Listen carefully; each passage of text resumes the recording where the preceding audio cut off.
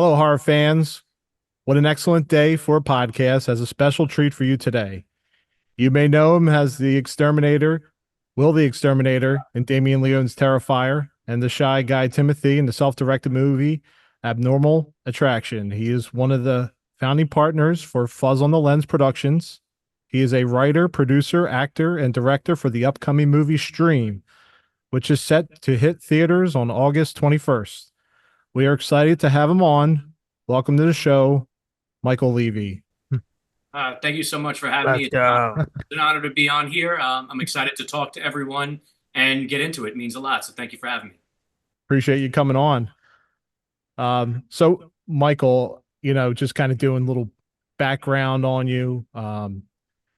You look like you've been into movies, directing, acting, went going to school. Tell us about, kind of growing up and getting the start and to where you're at today.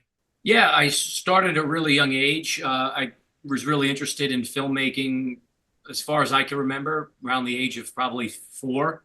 And I used to take my mom's camera and shoot little videos and shorts and movies with my siblings and neighborhood kids. And I really fell in love with comedy and horror.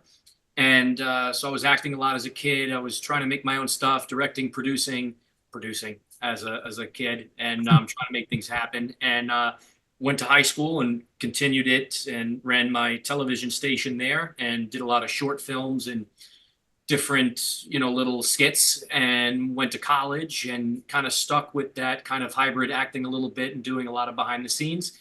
And then in 2010, decided to kind of do it professionally with a group of people that I've been working with, including my brother, for a long time. And we started doing short films and festivals, and then finally took the venture to make our very first feature, which was Abnormal Attraction. I directed that, also had a small part. And on that film is where I met Phil Falcone, who is Damien Leone's partner of the Terrifier franchise, but before it was created. And we linked up and was, hey, you want to do this movie with us? We're all fellow Staten Islanders. And Phil was originally from Brooklyn, lived in Staten Island a little bit, but, said, yeah, we want to do this, and got the part in Terrifier, did some behind the scenes, and then it took off from there and became a part of that franchise, and the rest is history. Michael, when did you guys know, like, when Terrifier came out, right? When did you know that that was going to be something special? When did you know that Art the Clown was going to kind of climb that iconic slasher ladder? It's still very surreal that this is even happening, even to this day, after Terrifier 2 and 3. And, every day we still got to say, was this really happening? When I first saw the character, it was actually Phil Falcone's son that had said, hey, my dad's producing this movie, Terrifier, with this clown, Art the Clown. Have you ever heard of All Hallows Eve? And I said, no, actually, I haven't. And as a horror fan, can't believe I had never heard of All Hallows Eve at the time, but I didn't. And he said, yeah, he's doing this Terrifier thing. You guys should get involved. And so I was the first one to hear about it through Phil's son before Phil brought it to us about jumping on board. And I saw the clown and I said, wow, this thing is creepy and eerie. I said, they have something here. I hope they don't screw it up. And I'd love to be a part of it if possible. And luckily, we ended up being a part of it, and being able to contribute to the movie and eventually the franchise. But we didn't know that it was going to do what it was going to do. We just knew that we had something cool, and we knew that we were putting our all into it, and that as horror fans ourselves, this was something we would be interested in. I remember when it was either right before it came out on Netflix or like right after it went to Netflix, which was amazing to begin with for us. Like, wow, we got a movie on Netflix. I was at a convention out in Pasadena for the Halloween 2018. And now, mind you, Terrifier was out a little bit already at this time. It was, came out in 6. I think we shot it in 2016. So it was out a little bit. And we were getting recognized at that convention saying, are you in the movie Terrifier? And I was blown away. And there were little pinatas and toys and, some unlicensed merch, but merch nonetheless, and things. And I called Damien Leone, the director, and I said, dude, I wish you were out here. This is insane. Who knew where it was going to go, that it was going to explode. Even when we did Terrifier 2, we were like, yeah, this will do okay with our fan base. We have a little cult fan base that from the first one. And they'll enjoy it. And we don't want to let them down, but we never in a million years expected to get theatrical and then to pop into kind of mainstream like it did. That was, it was like, hey, we hope we get our money back. It was never, Yeah. where it went, but we're totally honored and humbled, and still feel like we have some imposter syndrome when they mention art as being a horror icon, but it's super. Yeah. Rare that you get a movie like that goes theatrical. Terrifier 2, right? With the blood and gore. You don't typically see that. Never. And what I'm most proud of is that we kind of were pioneers, and it's crazy to say that in a way, for other independent filmmakers to now have that opportunity. Look at all these films, the Winnie the Pooh and Blood and Honey and the In a Violent Nature, and now even Stream, and even the Screamboat Willie movie that we're working on. Like, these movies would have never gotten theatrical, never even considered in the realm of even getting theatrical if it wasn't for what happened with Terrifier. So out of everything with the franchise, that's something I'm most proud of, because it gives back the most also to the horror community and to filmmakers and to the fans, because it's something that's very rare. And I think now it'll kind of put a spotlight on indie filmmaking. Absolutely. So you have a hand in the Steamboat Willie project? Yes, we teamed up with the director who did The Mean One, which was that Grinch horror movie. He's actually a buddy of mine that I went to high school with. He's also from Staten Island, and he moved out to California, was doing his thing, and he presented this Mean One idea to me years ago. I said, "Oh, that's cool. People probably think that's fun." I said, "Be careful. It's a property that." He says, "No, we got the lawyers, and it's satire, and it's okay if it's a spoof." So he said, "You know anybody who would want to play, or anybody who would be good at playing the Mean One, the Grinch?" I said, "Look, David Howard Thornton, Terrifier franchise.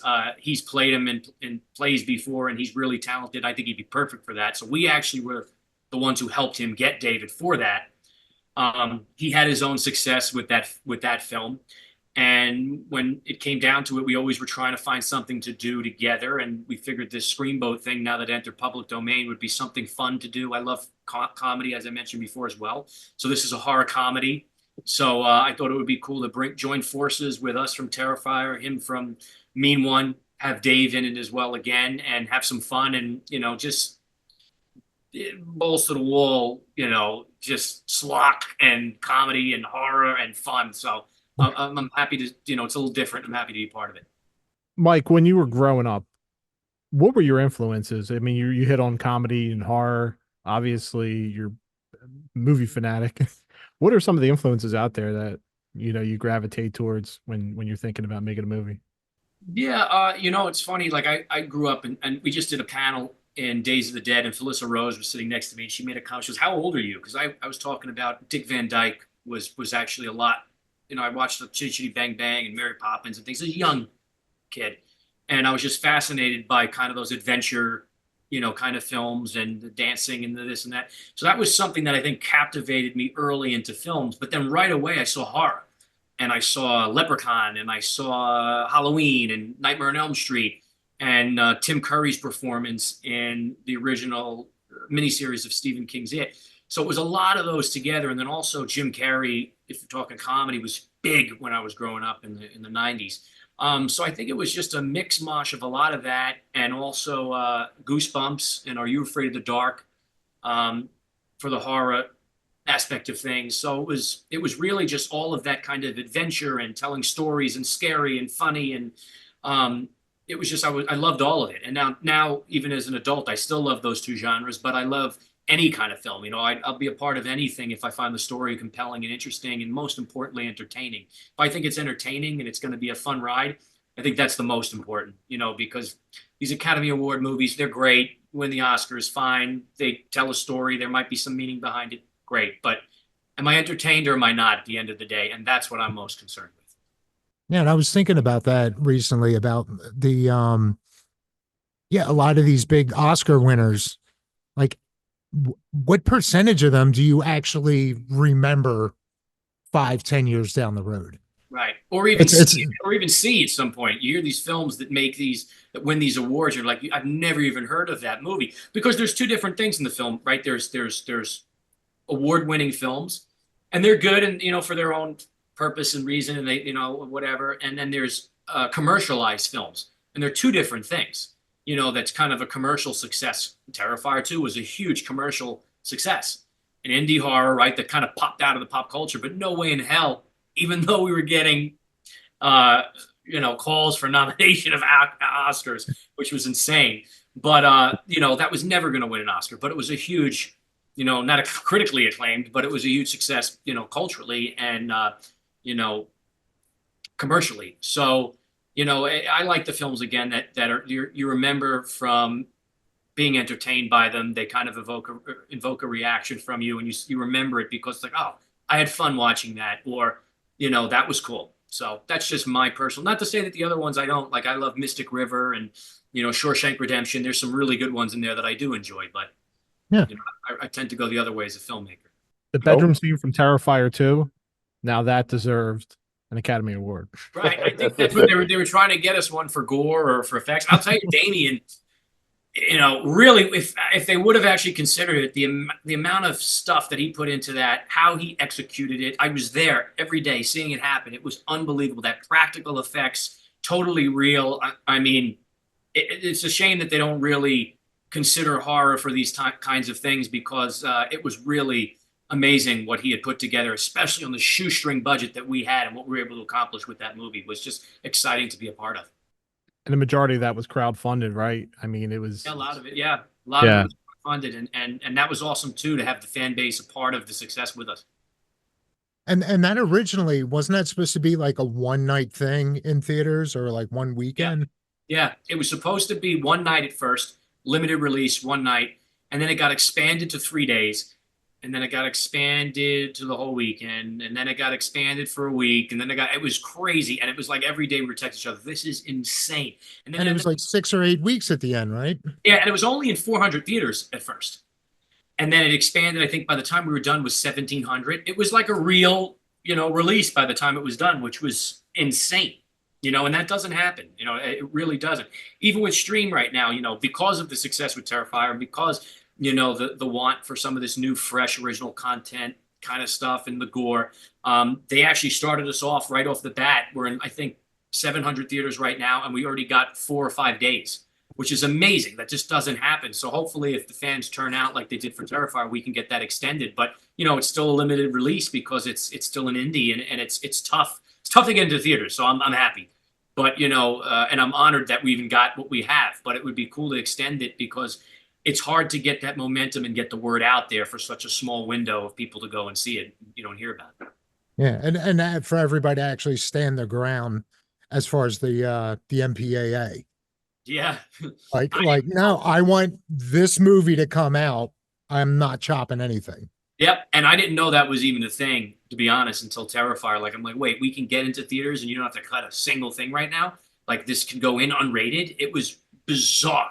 And I think it was kind of a backdoor thing that no one really knew. And now people are look, we're getting really cool content and films and stuff that's you can talk about and get excited about, because look, whether you enjoyed the film in a violent nature or have seen it or not, I think it's a really cool concept. There's some cool gore in there. It gets slow at points, of course, but that's a movie that might never have been seen or heard of at all, period.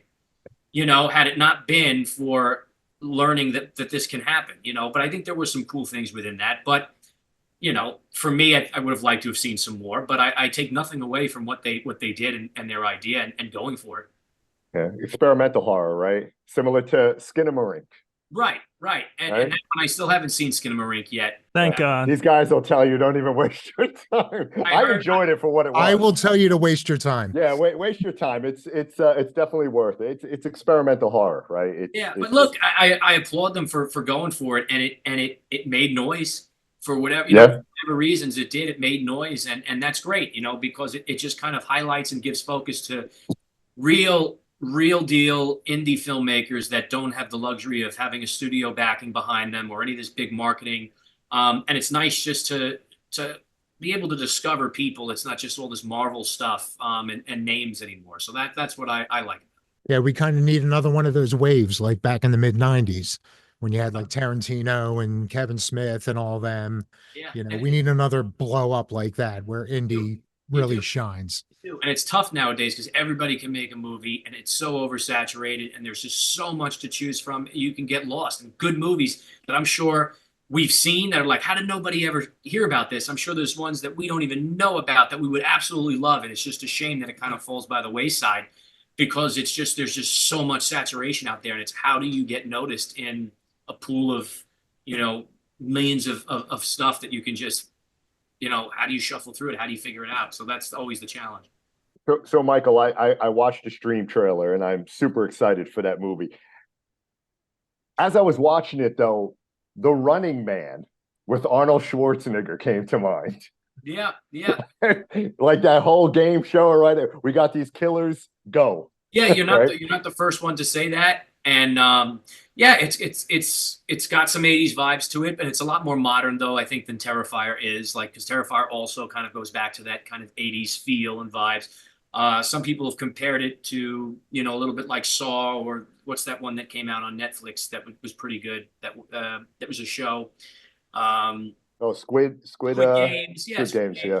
You know, it's got a little bit of vibes of all of those things, but when you actually see it as a whole, I'm proud that it's really nothing like those films. Maybe little hints here and there. Obviously, it's hard to make something totally, absolutely you've never seen before, I guess. But I'm proud of the film, and I'm really proud of where it goes and the twists and the turns and the gore. And I'm also proud that we didn't make just a run-of-the-mill slasher. There's a lot of character development and story that kind of happens at first, you know, to kind of build it, which is nice. There's, you know, it's not like Terrifier where you open up with boom, oh my God, I'm going to vomit in my seat. You know, there's a little bit, we want to do something different. So there's a little bit of a burn. And then once it hits that peak, it's a roller coaster of a ride and really fun. So I'm excited to see what people think of it. Yeah, it might have been the Jeffrey Combs element of it, but Yeah. as soon as I was about halfway through the trailer, I kept thinking, would you rather? Oh, yeah. And that's one of my favorite movies, to be actually, believe it or not. And I don't hear enough about that one. I don't, and that's another one that, like, it's one of those films that you just, a lot of people didn't really hear about, and I didn't know about it. So one day my brother had shown it to me. It was actually in the middle of us casting for Stream. And my brother says, you know, there's this movie out and Jeffrey Combs is in it. And I said, really? And he says, you should watch it because, you know, it's kind of like a little game oriented, I guess, and you're doing a game thing. And I watched it. Oh my God. So this movie's awesome. Why didn't I know about this? And why does nobody, you know, talk about this film?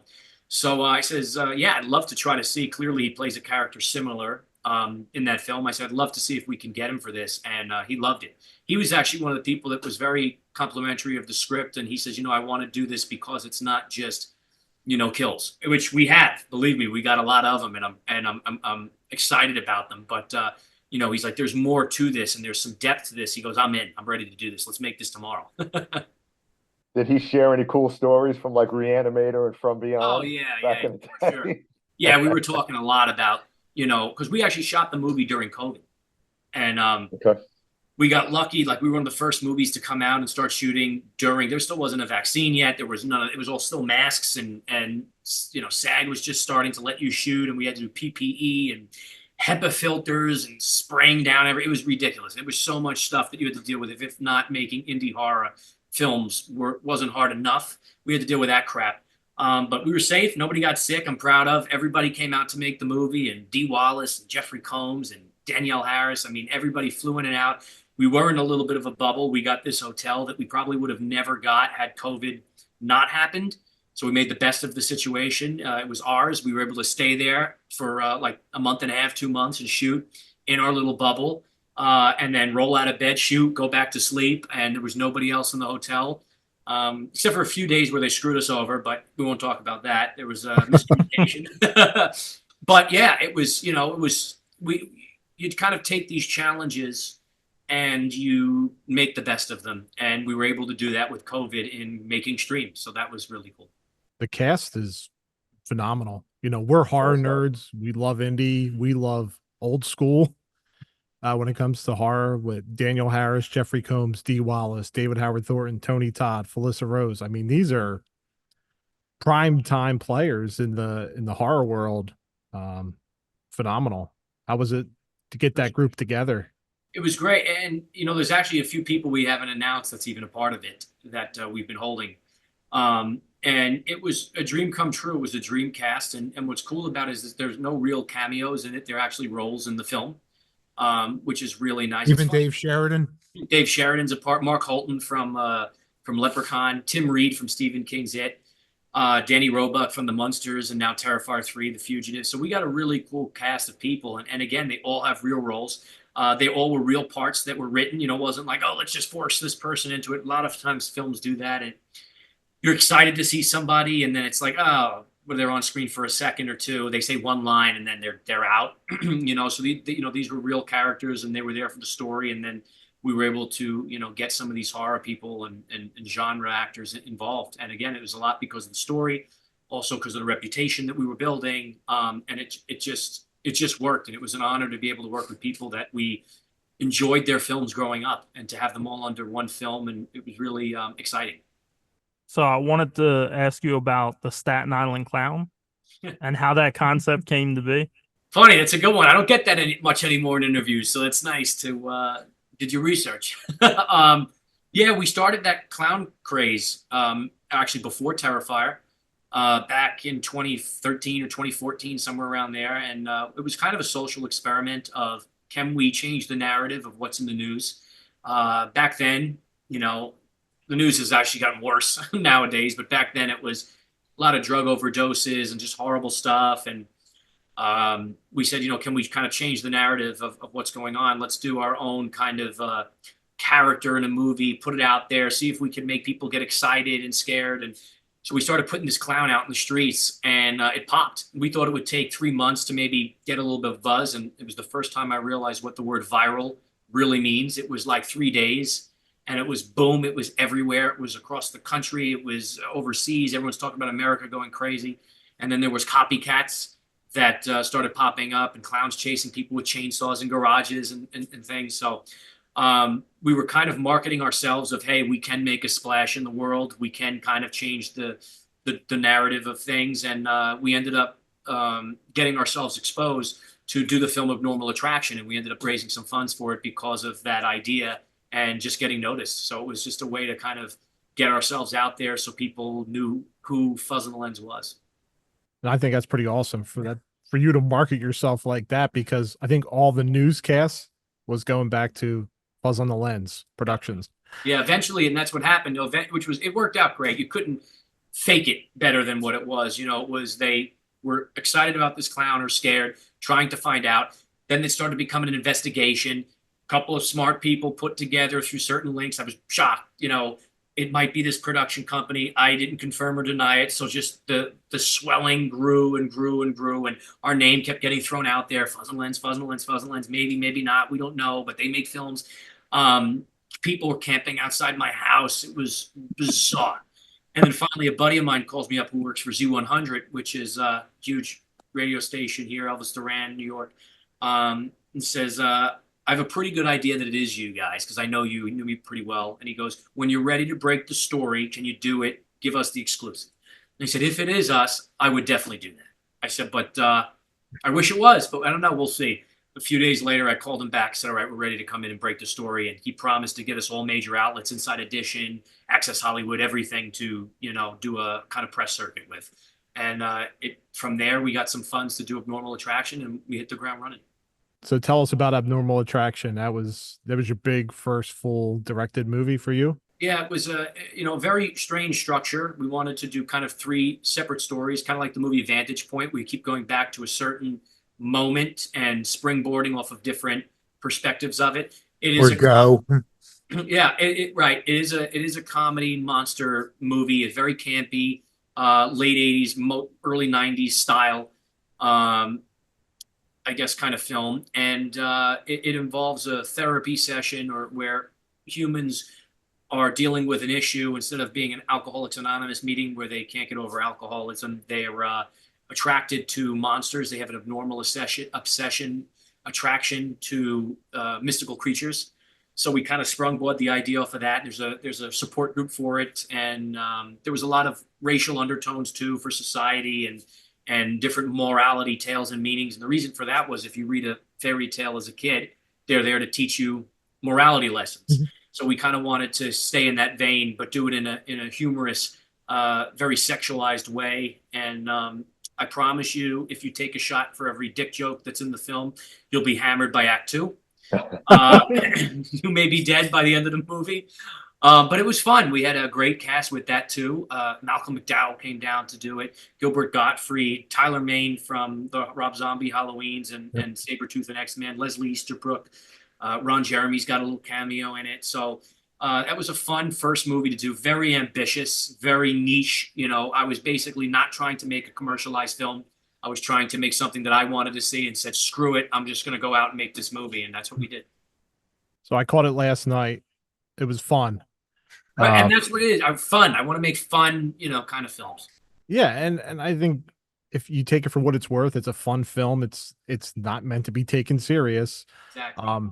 I kind of felt your brother Jason kind of stole the show Yeah, as Finbar, and that's the character. But yep, a lot of people say that, you know, and that's what it was. It's funny, like some people talk about the film thinking that it was this real serious thing that we were doing. It's like, no, this was totally not. If you're thinking that, then you totally missed the whole thing about this movie. And I mean, we have Tom Hanks's brother, Jim Hanks, playing Frankenstein, the Jewish Frankenstein that's persecuted by his people. I mean, it's, you know, it was just a really fun time. And it's one of those movies where we can say, hey, let's throw this in. And we just did it, you know, because that's the kind of movie that it is. And we had a blast making it. You can thank Tubi for having it available out there too, for people to catch it as well. Catching a new life on Tubi. Yeah, it really has. It's the only little checks that we see coming in nowadays. It says Tubi. Oh, nice. Watching. That's good. Hopefully, I hope it finds a life, you know, now that we're having success with Terrifier and hopefully Stream and some of the other stuff that we're working on, because it's a movie I am proud of. And there is a small group of people that really do enjoy it. I'd like to hang out with them more often. What's your favorite horror movie, Michael? What's your favorite scary movie? What's your favorite scary movie? There's you know, it depends on the day. It really, I'll tell you the horror movie I watch most, which is the original Halloween. I watch that. I always go back to that for reference. I just think it was the perfect, you know, stalking and tone and character, and, you know, for the killer and stuff. But I love Nightmare on Elm Street. Like I said, I love Tim Curry's performance in it. If it's more modern-y kind of stuff, we're talking, not some of the older things. I really do like The Conjuring. I don't like the last one, but I like the first two, especially the first one. Was a big fan of that universe and things that they do. But again, I think I'm a slasher kind of fan first and foremost. But if kind of this paranormal stuff that's been happening more lately, I guess it's going back to slasher, Conjuring, and films like that was really cool to watch. I like Smile up until the end. I think it got a little wonky and kind of, you know, like, oh, this was really cool. Now it's kind of silly, you know, but they definitely had something there. Like It Follows a lot. I thought that was a fun movie. Oh yeah. You know, so there's a few. I love the TV show, Haunting of Hill House, the original, not the second one, Bly Manor, but the first one. I thought it was one of the best things made in the last like 15 years. For sure. Yeah, and I'm glad he's got the reins of the next Exorcist movie as well. Yeah, that should be. He knows vibe. He knows feeling. He knows tone. He's a big Terrifier fan, so there you go. Beautiful. Oh, so you're biased. I'm not. You know, it's funny. I really never met him. Damien has, and Lauren Rivera has, but I was a big fan of his work before, so it was super cool to find out he was into Terrifier. And his stuff is nothing like Terrifier, too, so that's pretty cool. I almost want to see the two of those collab now. Right. Damien's gore and Flanagan's, you know, eeriness. Eeriness and style, no, that would be something totally cool. That really would, because I think his movies or his shows or whatever, they're scary. Yeah. And if you have that eerie, creepy, scary that kind of stays with you mixed with that gore and blood and slasher stuff, I mean, you could have a really fun two worlds collide best horror app, or it could be shit. I don't know. But he did an amazing job with Dr. Sleep. Right, yes. So that gives me hope to kind of sequelize The Shining. Yeah, that was good. That was good. It was a good movie.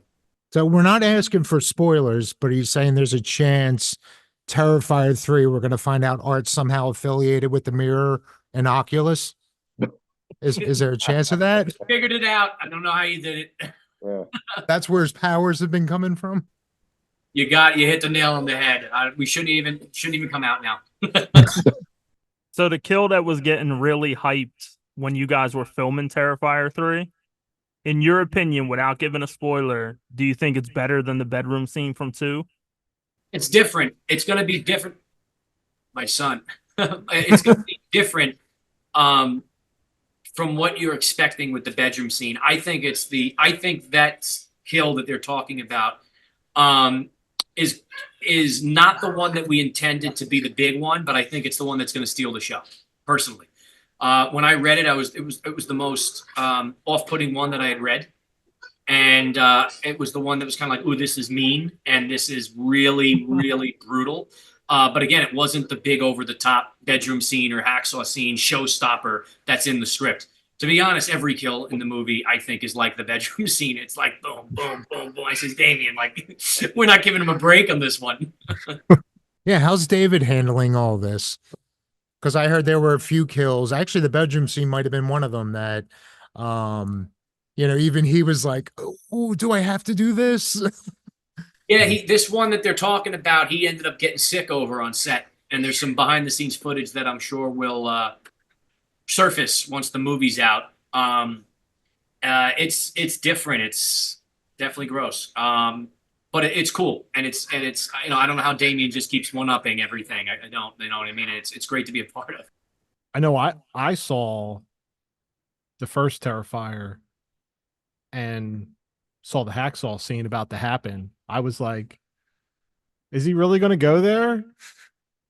And yeah, he fucking went there. Yeah, That's what drew me in. yeah, and that was sometimes I wish that wasn't in the movie because then people would remember my kill more. No, yeah, it's a great kill, and it's so unique and it's so different, and it's definitely a showstopper. It's definitely something that kind of put the film on the map, and it was innovative, and it was revolutionary. It was something that he really just went for it, and I'm glad that he did. And a lot of that too was Phil Falcone, who pushed it and said, "Let's do this for real. Let's show everything. Let's go for the gold with it." And Phil, Damien had the idea, and Phil pushed him to execute it. Michael, we met Damien at Monster Mania when he was out there, and I took my shot to see if I can get in Terrifier 3. I gave him a kill scene and all because I got this tat. Oh, I love it. That's awesome. Yeah, it's crazy. Like everybody's like, I want to be in it. I want to be in it. I want to be. Yeah. It's like I wish I could put everybody in it. It's just like we'd have like 20-hour movies. So you know what? People would probably love that. You know what I mean? Let's make a series out of it.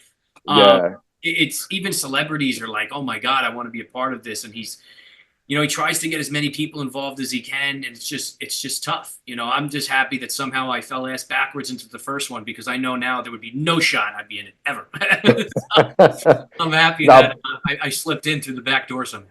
Yeah, you got in before it was cool, man. Yeah, I knew it was going to be awesome. No, he was great though. He was a great guy. He signed everything for me, and I told him, I said, listen, I got a cool kill for art. Take my arm off, saw the bone, gouge my eyes out with the tattooed arm. I love it. That's cool. That is cool. But it didn't go anywhere. Maybe he'll do it one day. You never know. We still got maybe come out, right? If we get the 4th. It better be. I think we'll be okay, but you never know. So Michael, you've been basically attached to clowns, right? So you had the Staten Island Clown. You were executive producer on the Pennywise, the story of it. Yeah, I was a class clown. Weren't we all? Yeah. It's funny. My mother has a picture of me when I was maybe 3, 4, 5, somewhere in the 6 in that range, of a birthday party, and it's the cake. There's a clown on the cake, and I'm like smiling, and I loved clowns as a kid. I think I kind of forgot that along the way, though, which is interesting, and then was reminded of it, I guess, when we started coming up with the Staten Island Clown stuff. I was like, oh yeah. Somehow they've always been around me and have always followed me and been a part of my life, and there's something eerie about them, but also playful, and I think that's why they're the perfect kind of thing to get people talking. You see it with Terrifier, you see it with the Staten Island Clown. It's because a lot of people either love clowns or they hate them. There's really no in between. There's such strong opinions about it, and people will just kind of do the marketing for you because there's just so much passion behind either argument. Yeah. Pennywise, which one? 1990 it or 2017? 1990, hands down, OG. Yeah. Amen. Absolutely. I thought the 2019?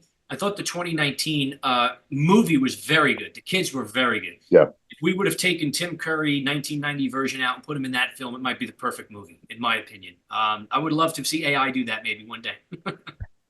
What's your feelings about Hell House? I like it. I just actually met the creator, director, really super cool guy. I like what's going on with that franchise. I like it. You know what I mean? And I'm excited to see where it goes. I don't love the found footage kind of stuff very much. But I think it was well done the way that they did. Yeah, stop clapping, Joe. Yeah, I'm not a fan of that either. But Hell House was pretty good though. Hell House is good. Hell House is good. House was well done. I interviewed Stephen Cognetti for an hour a few weeks ago. So He's a really nice guy. he's a great guy, and big fan of Hell House. Is there any other projects coming up, Michael, that you're looking forward to working on now that you've put some of these other ones behind? Yeah, right now my main focus obviously is the promotion of Stream. We're coming out August 21st theatrically, and hopefully we don't have a big marketing budget. We don't have a big studio behind us. It's really the same thing like Terrifier. So it's grassroots. It's us talking with the fans, trying to get exposure, trying to get the word out there, to pre-sale, buy the tickets, look at the trailers, share it with your friends. So a lot of my time and energy is focused on, kind of getting the word out there and spreading the news about it. But we did work on the Screamboat movie that'll be out early 2025.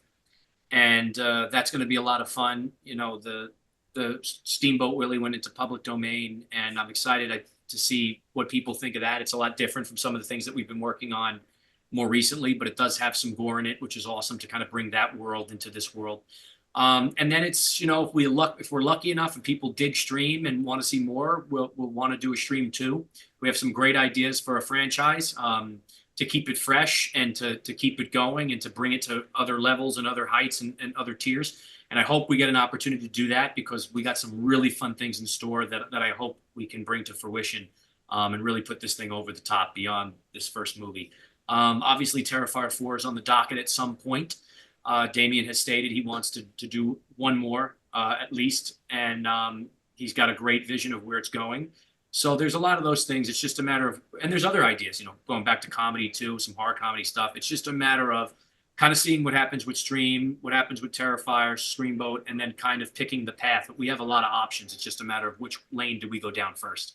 You guys should do a mashup like Jason Freddy. You should get Art the Clown and someone else. That would be cool. That would be cool. And I was a big fan of Freddy vs. Jason. Even if the movie could have been nothing else, but you see two people on screen that you've loved as horror icons, and just seeing them together was just awesome. You could have 3 hours of them battling back and forth, and I'll be like this watching.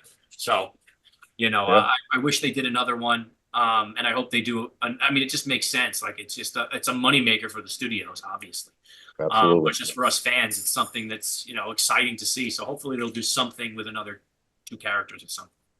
Michael, you'll be appearing at the New Jersey HorrorCon and Film Festival on Saturday, August 10th at the New Jersey Expo Center in Edison, New Jersey.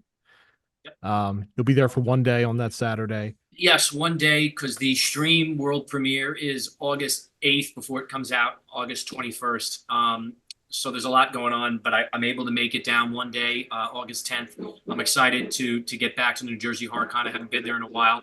And then I'm doing CreepyCon in early August, 2nd to the 5th or something like that in Tennessee, Knoxville. So I'll be there, and we'll be releasing the Red Band trailer to Stream. And then there's some other things that are in the works, down the line. We're getting into that horror season, season. Obviously, Terrifier 3. So there's a lot that's going to be announced soon. But those are the two that are known right now. All right. What do you like most about doing the conventions? Talking to the fans and getting to hear their excitement and hear their opinions about what we're doing, and just get the feedback too. That's the most useful and the most rewarding. And even when they dislike something, they'll let you know. And that's fun too, because as a creator, it helps you grow. It's constructive criticism. And I like spitballing back. Literally, there was last week, we're in Indianapolis. It's me and Phil. We're at Days of the Dead. And this one, fan comes up to us. He's staring from across the convention hall. And he's staring for a while. And I'm looking like, this guy's looking. Maybe he's afraid to come over. So I'm like, hey, you can come over and say hi. And I'm like, I'm nobody. I'm sitting next to Brad Dourif and Danielle Harris, and I'm like, he's afraid to come over here. Little did I know, he was kind of coming up with how to tell us he hates Terrifier. He's like, What? he's like, the kills are cool if that's what you're into. I enjoyed that, but the story is shit. And he's like, and you lost me with the bedroom scene. I was like, this girl's still alive. Come on. He was going into this like, yeah, we know, man. That's what this is. That's what it's about. That's the fun of it. She's still alive, and he's still going. And so he like for like a half hour, he rips it apart. We're just listening, nodding, smiling, like, okay. And then finally, Phil was just like, you know what? He goes, what movie do you like that has a great story to it? Slasher film. And he goes, 1978 Halloween. And he goes, all right, fine. That's one 40 years ago. Give me another one. And then, we were kind of going back and forth, really fun. He's like, Damien's got a story. You may not like it, but there's a story. So anyway, like a day or two later, he comes back up to us. He goes, so I rewatched it, and I think I was a little harsh in how I was coming at you guys. Can you guys sign this Terrifier post? By chance, that wasn't Lloyd Kaufman, was it? It wasn't Lloyd. It wasn't Lloyd. Oh yeah, he's a huge fan. Yeah, it wasn't Lloyd. But it's funny. I think Lloyd asked a while ago to be a part of he wanted to be in a cameo, or someone wanted him to be in a cameo in the scene of the club scene. And Okay. I think it almost happened. And then I don't know where it went from there, but it almost happened. They were talking to him, or he was talking to us, and I don't know if the dates didn't line up or we didn't get in touch, but it almost happened from what I remember. Yeah, I That think explains it. Well, it was last summer. We were at Monster Mania in Cherry Hill, and Lloyd was there, and I'm in line, like going up to get something signed by him. He's an icon, and he's giving me a lot of shit for wearing my Terrifier shirt. That Terrifier, yeah, that's not good. You gotta. That's just too much. That's too much gore. Listen, everybody's got their opinion. I still love Lloyd. I like what he's doing. I think he's a lot of fun. But yeah, I don't know. Listen, I wasn't a gore guy growing up. Listen to some of the movies I mentioned. It wasn't a lot of gore. I didn't learn the appreciation really until I met Damien. And then I learned, like, oh shit, this is cool nonetheless. And I'm like, this is real. You can be creative, and it's exciting, and it's fun, as long as you know it's fantasy and it's fake. Because there's a difference between Terrifier gore, and then there's a difference between like the Dahmer series that came out. There's just a different level of like, one is like, ooh, this is disturbing. I can't believe this really happened. And the other one was, as my son sings, I love you, you love me. He's watched, as you can see, he's watching horror. We karaoke all the time on here, so that's fine. But he losing my train of thought. The gore. So it was like, I didn't really appreciate it until getting to see Damien and getting to learn like how cool it is and how creative you can be with it and how fun it is. And so I get it. If Lloyd doesn't like it or as much, then that's fine. Everyone's entitled to their opinion. But I do know that he did want to be a part of it. That I can tell you. He was probably trolling me at that point. Yeah, he did want to be a part of it at some point, and at least after the first one. Who knows? Who knows how he feels now? Yeah, I kind of wish I was there for that conversation, because I'm really curious if that was just Lloyd being Lloyd, or if he was actually, not a fan of the movie. So it's all good. I mean, you see the shit he puts out. Like, I see him at cons from time to time. Now I'll have to find out and ask him. Well, I made a comment like, "Oh, that's gore," but 10 minutes into Toxic Avenger, they're backing over someone's head. So, I mean, he had to be trolling, but yeah, he's got that perfect Lloyd delivery. Yeah. It's hard to tell. Nah, he's a great guy, and he's a lot of fun, and I enjoy his work too. I guess it's going a little off topic, but being a huge fan of comedy, what are some of your favorites there? My Cousin Vinny is definitely up there, number one. I love Wedding Crashers. I love Step Brothers. Those are some of the top comedies that I really enjoy. It's funny. My favorite movie ever, though, and it's a comedy, but it's not like a heavy, silly comedy. More sci-fi, I guess, too, is Back to the Future. Probably my favorite movie like ever. I thought you were going to say Ice Pirates. Right, right. I love the first two, especially. So, I'm just a fan of cinema. I'm a fan of movies, and again, all comes back to if I have a reaction to it that I'm entertained and I'm enjoying it, and then I like it. That's what it comes down to for me. So those are the kinds of films that I try to associate myself with. Those are the kind of films that I like script wise and say, oh, this could be fun to work on and even more fun to see it, enjoy it, especially with an audience. Those are the best ones in my opinion. Yeah. 50 years, Jaws next year.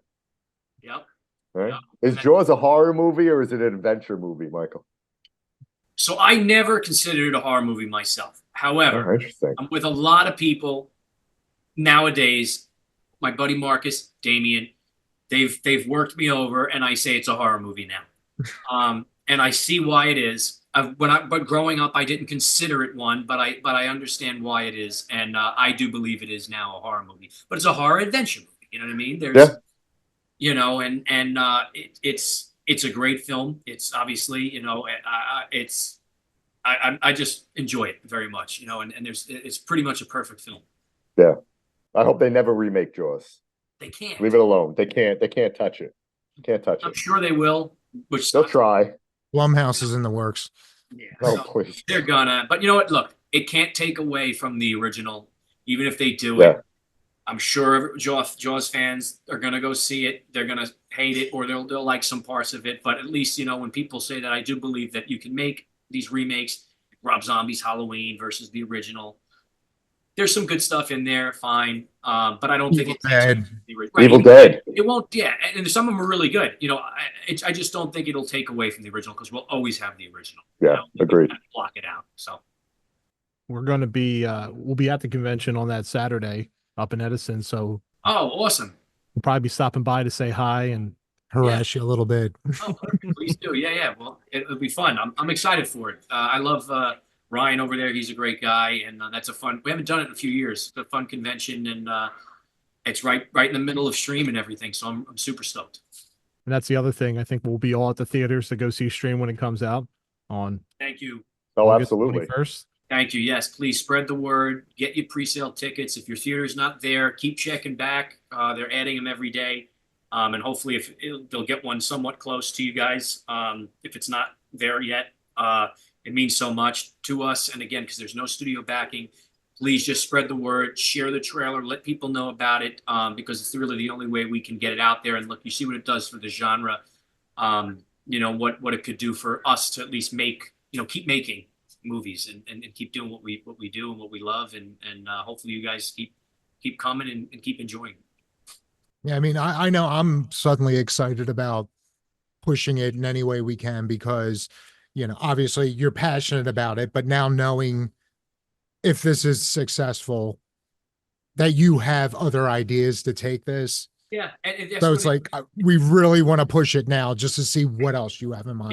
Yeah. There's listen, I'm so, you try to throw everything into one movie that you can to make it fun and exciting, but at the same token, then it just becomes this mishmash of stuff. So you got to hold back. You also learn along the way too, because look, when we wrote Stream, it was before I was a part of the Terrifier franchise. We wrote it back in 2015. Oh, wow. In the movie Penance Lane. It's Tyler Maine's horror movie that I did with Scout Taylor Compton, which you could check out. It's a cool little low budget horror film. It's got Danny Roebuck. It's got John Schneider in it. I play Scout's abusive boyfriend.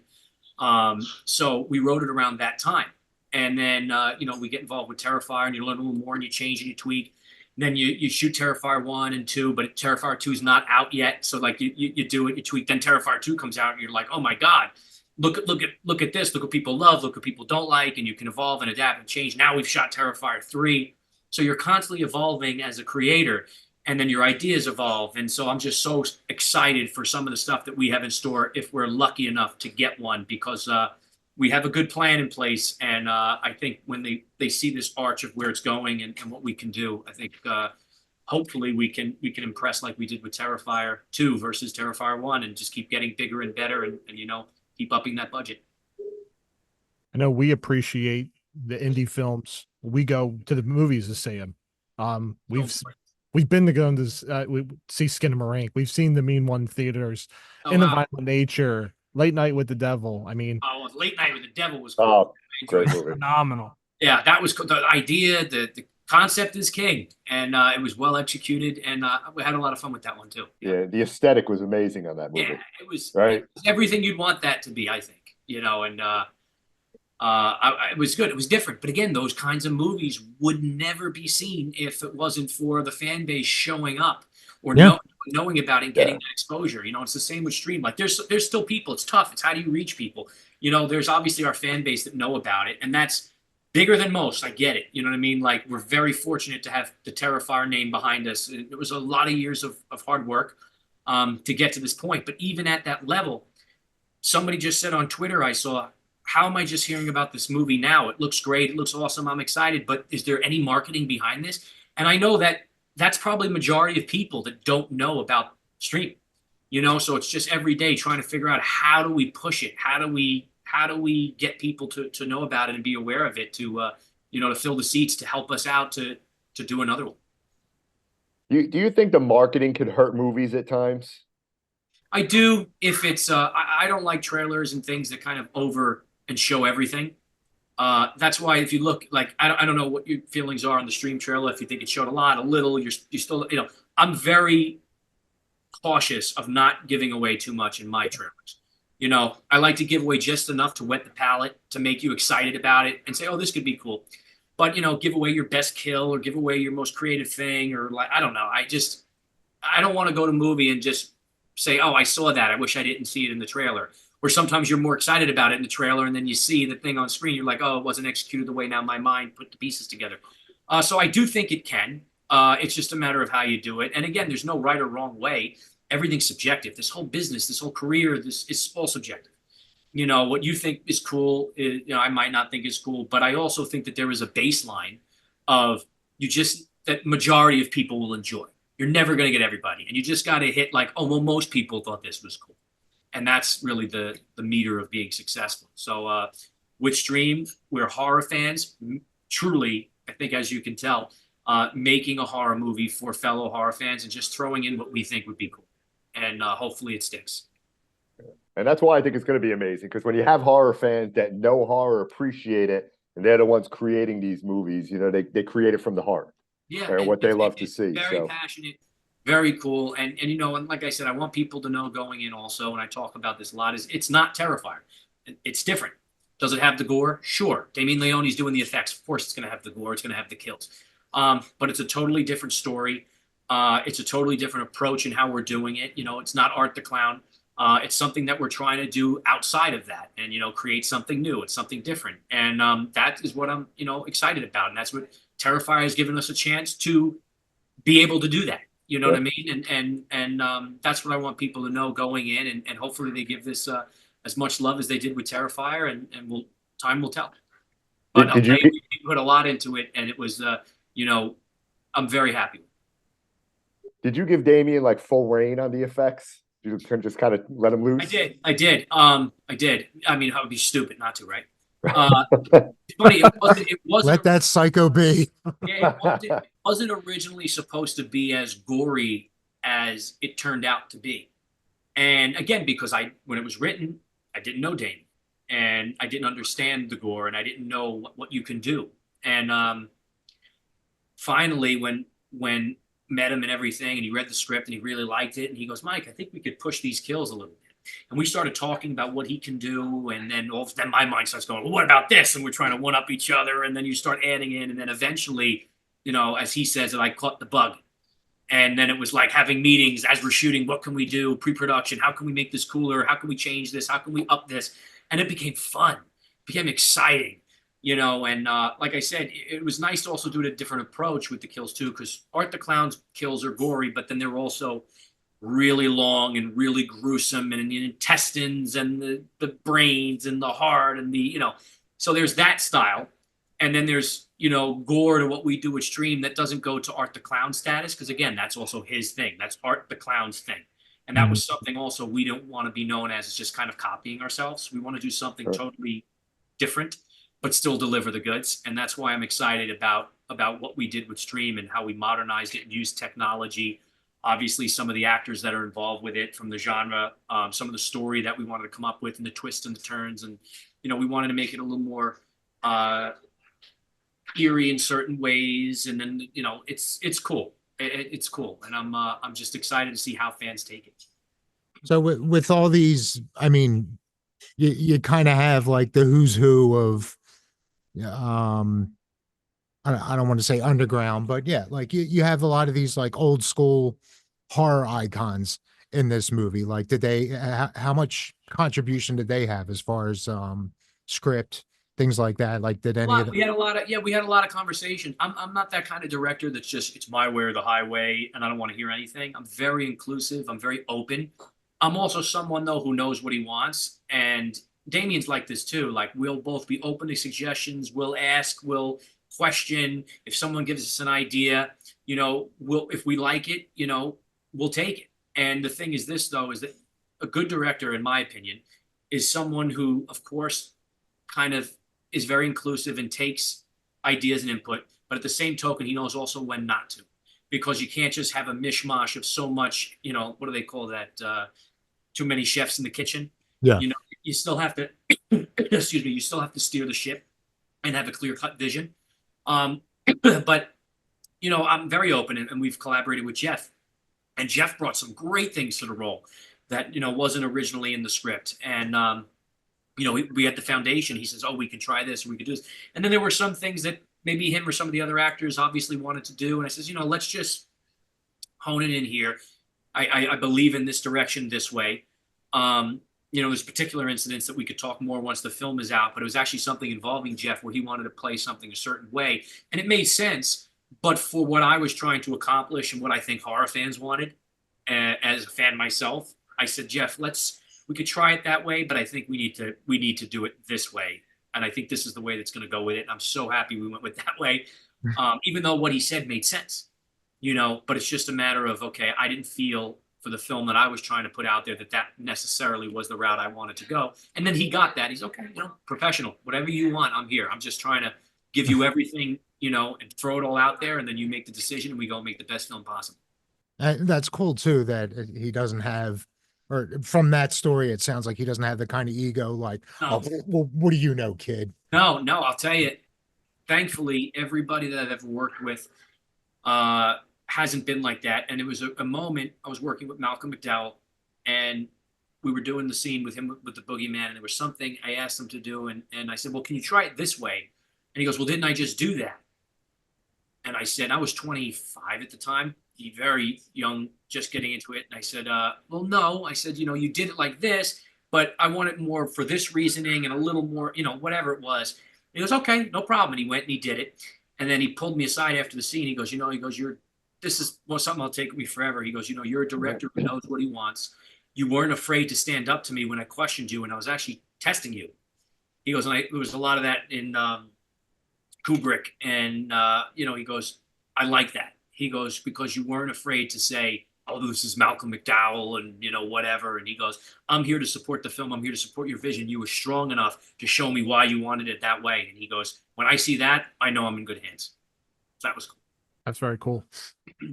What was it like working with Dee Wallace? I mean, Cujo, E.T., The Howling. I mean, she's iconic. Yeah, she's a sweetheart. It's funny, I got to work with her now twice.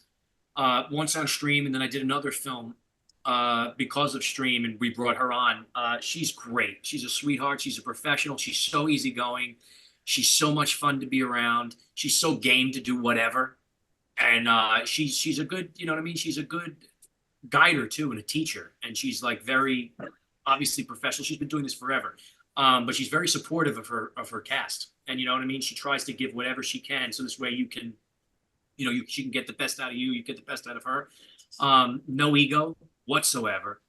And she remembers everybody, And she was a lot of fun to be around and just to pick her brain and to direct her. That was a moment of a lifetime. It's just great to hear like all these, again, all these icons in the business, or, especially in the genre. Yeah, that but Jason Leavy, still are he's humble. an asshole. Let me tell you, working with him, he wants green M&Ms. He wants. Sometimes, though, believe it or not, it's not the well-known people in the business that you have the problems with. It's the people that are just getting started out or have a little bit of an ego because they've had some success. It's those people that you actually have more of a problem with than the celebrities, the bigger names, the people who've been working around forever. But then there's a reason why they're working around forever, because they have a good reputation, because they're good people, and that's why People want to work with them. they want to work with them, so they keep getting work. You could be the most talented person in the world, but I promise you're going to stop getting jobs if you're high maintenance. Mhm. I mean, unless you're just like this super huge name that's just guaranteed bringing you in millions and millions of dollars, then they'll put up with you. But for the most part, that doesn't happen. I was going to say, yeah, those names that where you're going to like double the return on your budget just on the name alone. Right. And there's a few of them. And, for sure, I get it. But, if you're not that tier, and, most people aren't, if you're an asshole or you have a tough experience, you're not gonna work that much. You're just not. It's a small business, and word gets around fast, and then someone will say, "Oh, don't work with them. They're jerks or they're high maintenance," and then you say, "Oh, I don't want to deal with that." Making a movie is hard enough. It's hard, and it takes a long time, and you got to spend a lot of time with these people. So who the hell wants to be with someone who's kind of like that and gives you stress every day when you got so much other things to worry about? Well, Michael, we appreciate. Yeah, I'm trying not to drag this on too long. Yeah. We took over an hour this time already. Meanwhile, his kids begging for attention in the background, and we're like, "No, one more thing." It's all good. We appreciate your time, Michael, for sure. No, thank you for having me. It's an honor to be on, and it's an honor to be talking with you guys. And obviously Phil again is a great family friend for years, so I'm happy to do this for you guys. No, we are stoked for the movie. We can't wait. We do a movie year in review for all horror at the end of the year. I'm hoping that Stream and Terrifier 3 are 1 and 2. I'm sure they'll be right there. It'd be nice. We have something to go for. We have a goal to aim for, so we'll see what happens.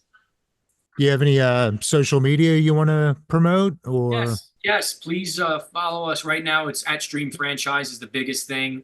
It's on every Instagram, all the platforms, Facebook, Twitter, X, whatever that is now, YouTube. At Fuzz on the Lens is the other one.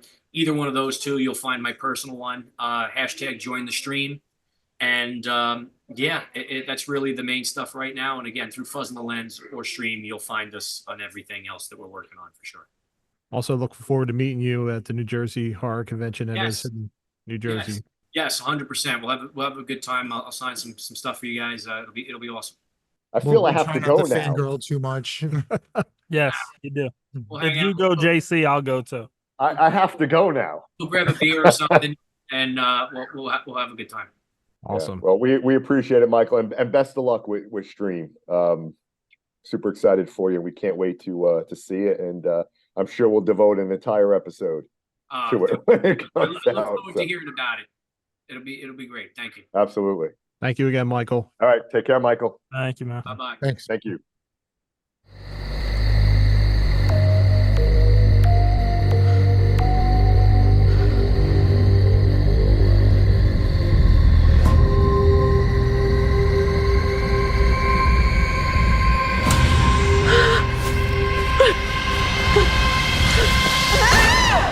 Why don't we go away tomorrow? It would do the whole family some good. Okay, let's do it. Welcome to the Pines. This place isn't half bad now, is it? This inn is about spending quality time with the people that you love, because you never know just how limited that time is. Showtime! Everything's locked up. Every door in this damn place is that way. So we're trapped. You and I need to figure out what the hell's going on. Tonight, we are running a game. Eliminated. That each of you have unknowingly signed up for when checking in.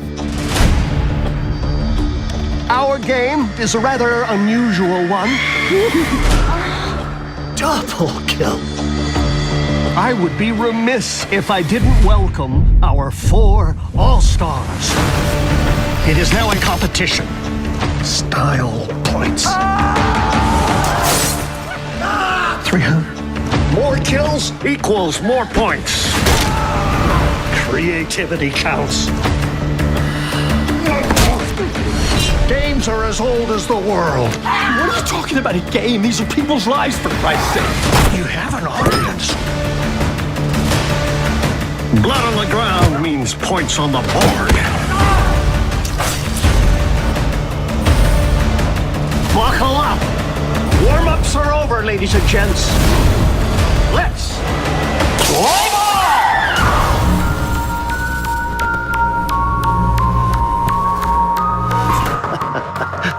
We hope you enjoy your stay here with us as much as we will. Happy hunting!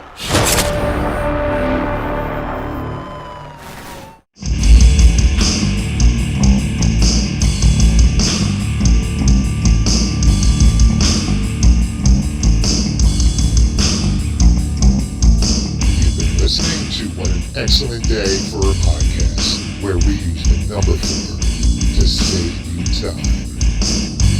Check out our entire catalog at excellentdayforapodcast.com. Also on Spotify, Apple, Amazon, Audible, and everywhere else you listen to podcasts. Have a question? Email us at excellentdayforapodcast@gmail.com. But guys, I want to interact on social media. Excellent. See what we did there? Follow us on Twitter at ExcellentDay4A. Otherwise, search for What an Excellent Day for a Podcast to get our Facebook page, our group page, Instagram, YouTube, and our newly launched Twitch channel. Come say hello, share them all,